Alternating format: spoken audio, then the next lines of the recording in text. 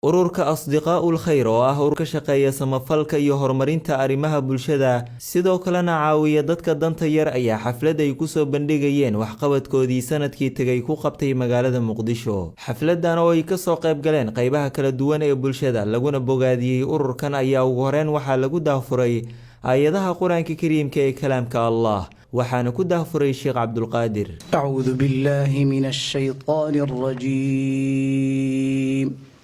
وَإِذْ قَالَ رَبُّكَ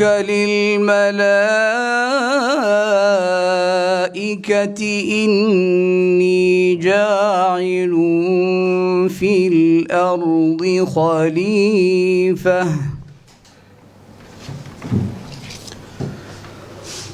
قالوا أتجعل فيها من يفسد فيها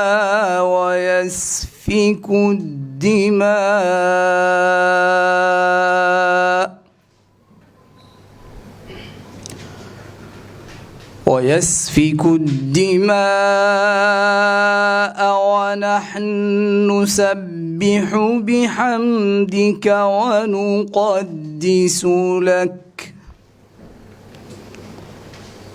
ونقدس لك قال إني أعلم ما لا تعلمون.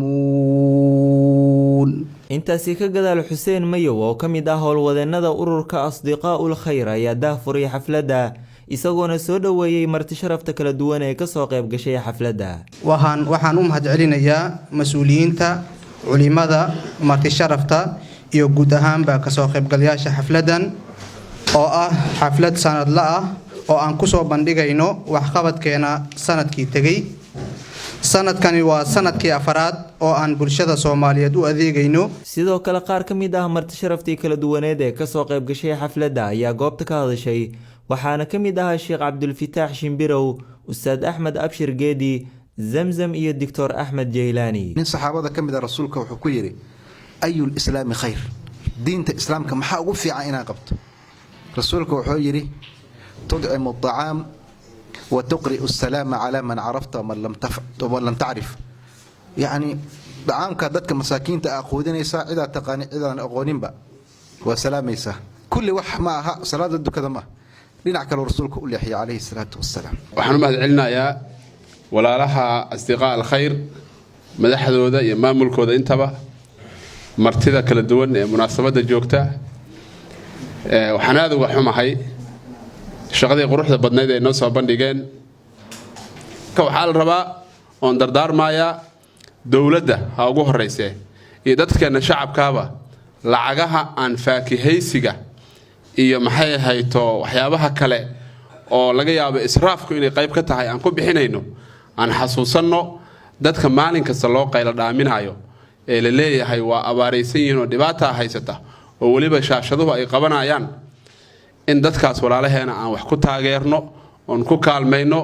markii laga hadlaayo bulsho wax in loo qabtana asdiqaal khayr ilaahay wuxuu waafajiyay meelaha bulshada laga dilo inay nooleeyaan 4 sano oo bulsho la soo nooleeyay dhanka waxbarashada dhanka caloosha in wax loo geliyo cunadii aysan gaajo aysan dareemin oo ay arkaan dhalinyaro isku xiran oo garab taagan qofka fikradiisa inuu horumarin karo oo markaa inuu sameeyo horumar dhanka nolosha iyo aqoonta waa hawl aad u adag waaye mujtamac in loo shaqeeyana wax sahlan ma ahan. waxaan hambalyo iyo bogaadin iyo ducaa iyo dhiirigelin baa loo marinayaa ururka Asdiqaa'ul Khayr oo ugu horeeya gudoomiyaha Mr. Cabdulwahaab Cumar. xaqiiqatan way adag tahay in 4 sano oo xiriir oo adeeg bulshada loo soo shaqeeyo maadaama xaaladda dalku ku jiro iyo duruufaheeda aan ognahay. ugu dambeyntii maamulka guud ee ururka Asdiqaa'ul Khayr Ustaad Cabdulwahaab ayaa goobta ka hadlay isagoona u mahadceliyay marti sharaftii kala duwaneed ee ka soo qayb gashay xafladda. awalan Allah subhanahu wa ta'ala ay mahadooda u sugnaatay allaha oo inoogu nimceeyay fara badan ee soo koobi karin wa in ta'uddu ni'matallahi la tuhsuha.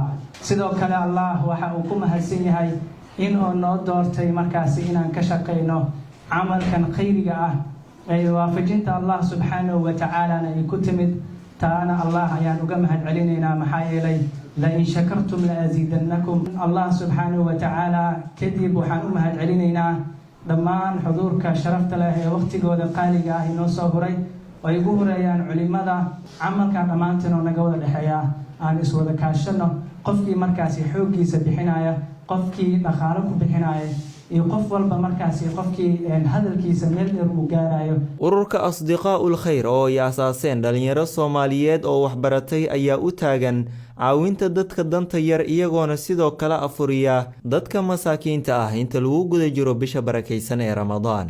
Wadani Cabdullah, Wadani Productions, Muqdisho. Wadani Productions, hoyga horumarinta dacwada Islaamka, howl hufan iyo adeeg tayeysan.